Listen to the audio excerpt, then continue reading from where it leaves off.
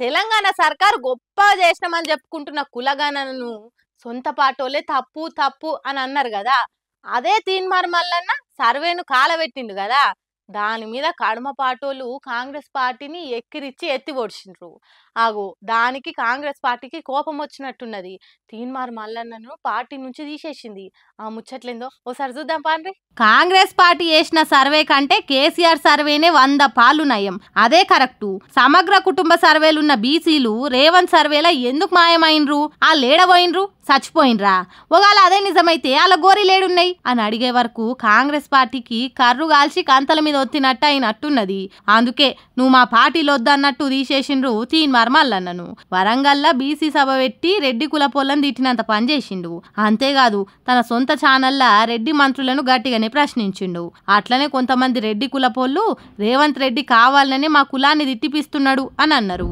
ఇగో ఇవన్నీ ముచ్చట్ల మీద కాంగ్రెస్ పార్టీలు తీన్మార్ మల్లన్నకు నోటీసులు ఇచ్చిండ్రట. అట్లెందుకు అనాల్సి వచ్చింది? మళ్ళీ ఇంకోసారి అసోంటి మాటలు ఇంకెక్కడ మాట్లాడను అని చెప్పాలనని ఆ నోటీసులు ఇచ్చిండ్రట. దానికి కూడా మల్లన్న సమాధానం చెప్పకపోవడే కాదు, ఎస్ఎల్బీసీ కాడికి కోమటిరెడ్డి వెంకటరెడ్డిని ఎందుకు పంపుతున్నారు, ఆయన నీళ్లు వాటర్ కాల్చిందని ఏదేదో మాట్లాడుతున్నాడు అని సొంత పార్టీ మంత్రినే గిచ్చినట్టు మాట్లాడిండు. మండుతున్న పుండు మీద మసాలా పొడి పోసినట్టు అయింది కావచ్చు, అందుకే ఈ నిర్ణయం తీసుకున్నారు అంటున్నారు.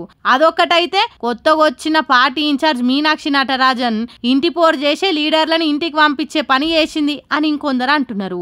మరి తీన్మార్ మల్లన్న కాంగ్రెస్ పార్టీని వదిలిపెడతాడా, తాను చేసింది తప్పే అని దాంట్లోనే ఉంటాడా, లేక బీసీల కోసం కొత్త పార్టీ పెడతాడా?